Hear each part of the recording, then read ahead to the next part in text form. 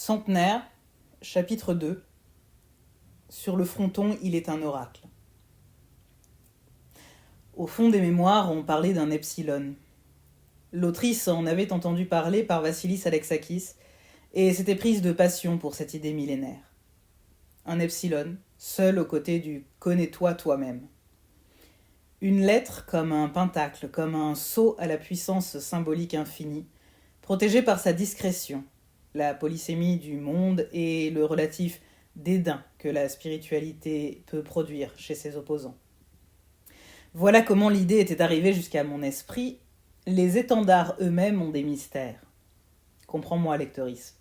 On peut proclamer, afficher ouvertement, et pourtant ne toujours pas être compris. Bien sûr, certains y verraient une fatalité de l'incommunicable, un syndrome d'artiste incomprise qui se drape dans la superbe de son orgueil blessé. Mais ce n'est pas cela que je percevais à cet instant. Ce qui m'a paru aussi clairement qu'un rubis tombé dans un ruisseau était la vanité de se camoufler. Il y avait quelque part une force, un brouillard mystique qui empêcherait toujours les non-initiés, les non-invités, d'entendre pleinement ce qui est long sous les yeux. Oh, je sais, lectrice, je dis cela du confort d'un pays développé où les crimes de pensée n'ont pas cours, où aimer qui je veux n'est pas puni par la loi, où je peux confesser publiquement bien des idées et bien des espoirs sans risquer le blasphème. Bien sûr que je sais cela. Et pourtant, même dans ce contexte, tu sais bien à quel point il est facile de se trouver des limites, des craintes, des angoisses, des peurs à ne pas offusquer, des affections à acheter par un profond silence sur notre intériorité. C'est ce qui m'a fait quitter Lazare. Il refusait de ressusciter au grand jour, il refusait d'assumer sa propre lumière, ses miracles, ses joies même. Devoir toujours lui parler à voix basse, m'excuser de prendre trop de place en respirant, de ne pas pouvoir produire les accréditations sociales nécessaires avant d'exprimer une idée, tout cela me lassa finalement, même si j'en retiens encore une légère tristesse. Tout être humain est hors de portée de la conversion si elle n'avance pas, et lui-même, à tâtons vers la première marche. Mais qui suis-je, n'est-ce pas, lectrice, pour vouloir attaquer à la pioche les si confortables prisons mentales des unes et des autres? Dans quel état sont les murs des miennes, et la poutre dans mon œil, et la paille, et tout le reste, au fond? Oui, je sais tout cela. Je crois bien que j'ai ouvert toutes les grilles et retourné toutes les briques pour trouver clés, codes, cafards, poussière et lettres cachées. Je crois. Je ne peux pas faire grand-chose de plus que de m'armer de toute ma bonne foi et mon humilité. Dieu merci, on n'attend pas d'être irréprochable pour donner des conseils. On n'en donnerait jamais, ou on le ferait en se hissant sur un promontoire d'orgueil et de mépris pour le reste de l'humanité. Certes, c'est donc le cas de bien des donneurs et donneuses d'opinion. Peu importe. Il est question avant tout de s'affranchir. Ce que j'aimerais te transmettre, lectrice, c'est cette conviction que tu mérites, tu es légitime dans ta volonté d'être libre. Libre de ce qu'on a collé de force sur toi, en toi-même, tous ces rêves et fardeaux que les autres ont défaussés sur toi dès ton plus jeune âge. Libre d'édifier ton propre fronton, ton propre oracle, ton propre lien avec l'invisible et ce qui nous surpasse tous. Il n'est, je pense, pas de plus grand péché que de priver quelqu'un de lien à la transcendance, de l'humilier au point qu'elle ne se sente plus digne de simplement imaginer une possibilité d'amour infini, ineffable et inimaginable à son égard. L'oracle, le signe, l'epsilon de Delphes, en mon esprit, évoque à coup sûr l'espérance. Et la joie que je ne parviens pas à faire entrer dans des mots, de se savoir entendu, quelque part dans l'univers, par une force qui dépasse tout entendement et se situe du côté de la bienveillance. La joie de sentir que cette entité, communément appelée Dieu, mais cela peut encore choquer bien des gens, à la fois si lointaine et à la fois si proche, existant à la fois au creux de mon être et aux confins les plus éloignés et les plus arides de l'existence. Partout, en marge et partout à la fois, dans l'immensité pleine et entière, dans le désert et la goutte d'eau, dans la nature sauvage et la jungle des villes, dans le mouvement et l'immobilité, dans l'intranquillité primordiale qui nous fait respirer et parler au lieu de mourir et cesser de penser. Alors, bien sûr, il y a une lutte. Bien sûr que ce n'est pas facile, que notre peau nous gêne toujours à certaines entournures, comme un vêtement pas tout à fait à notre taille, ou plutôt, comme un vêtement parfaitement sur mesure qui soudainement génère une anxiété du mouvement, Tiendra-t-il le coup? N'est-il pas trop ajusté? N'est-il pas trop apprêté pour ma vie quotidienne? N'est-il pas trop usé? Tu sais tout cela, lectrice, comme moi, comme nous tous.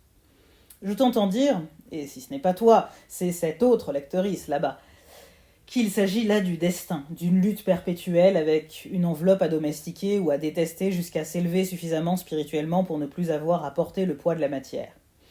Baliverne. Et dangereuse qui plus est, car je le proclame, si le corps est un temple, si le point focal de tant de pratiques millénaires est de faire la paix avec cette chair, cette intime étrangère, nous ne pouvons pas nous défiler devant l'aventure même de l'humanité.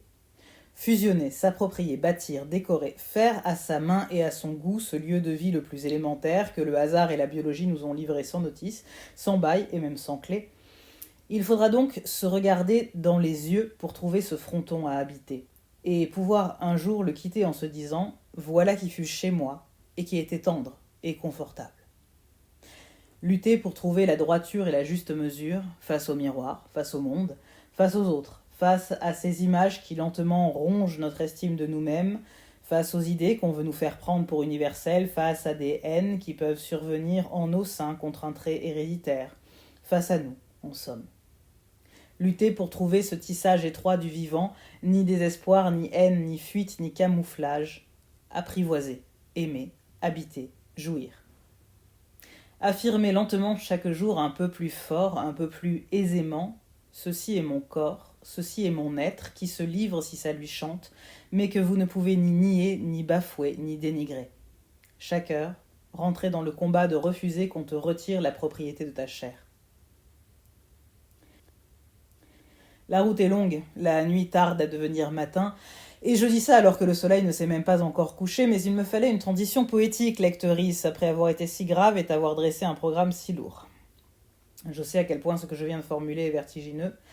Si tu savais à quel point je me suis battue sans même en avoir l'air avec tout cela. Plus que cela. Il n'était pas question d'en avoir l'air puisque je ne m'en rendais même pas compte. Quelle magnifique chose que les impensés pour se cacher toute sa vie durant. Un impensé sur soi-même, rien de paradoxal, tout de naturel. On a tant désappris nos âmes et nos sens. Il m'a fallu prendre la pleine mesure et la pleine conscience de tout cela. La prendre en plein cœur, en plein ventre, pas dans les théories stériles qui me laissent à la porte de ma propre identité. On cherche toujours les dogmes qui justifieraient notre existence en créant des cases à notre mesure. Il n'en est pas, on le sait. On part en le sachant déjà, et pourtant...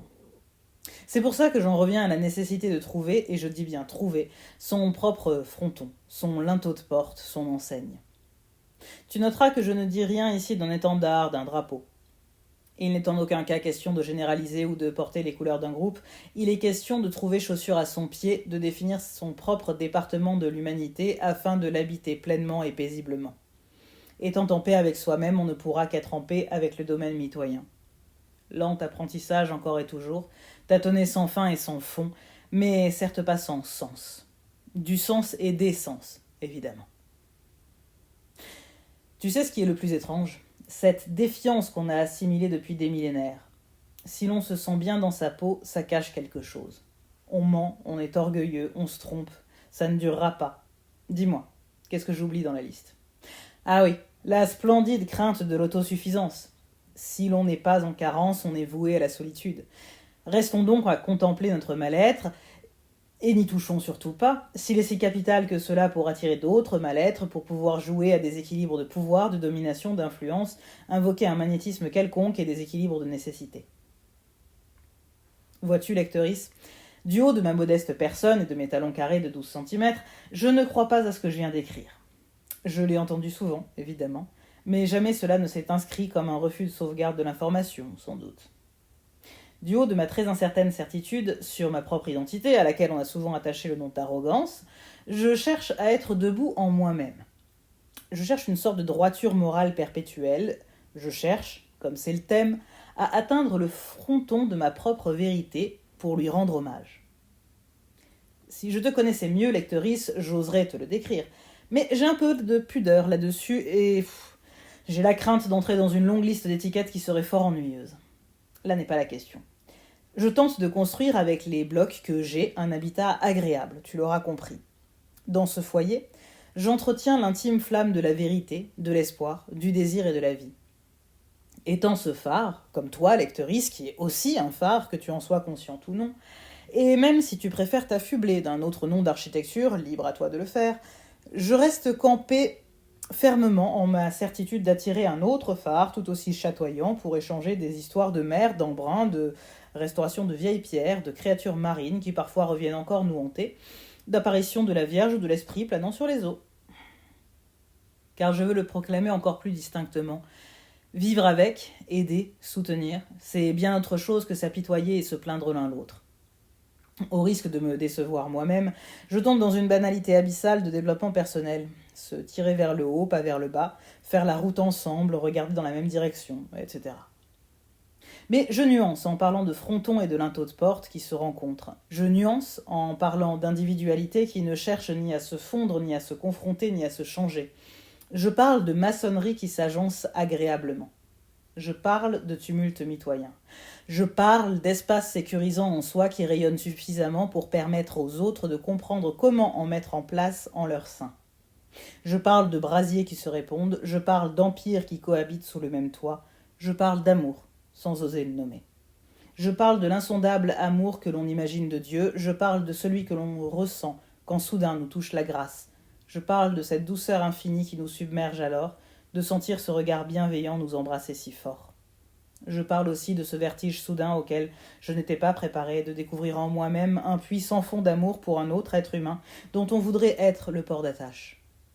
Je parle de cette épiphanie, de comprendre à cet instant qu'il y a bien des amours sur terre et que cet infini est bel et bien à l'image de Dieu, en dehors de toute mesure, de toute compréhension.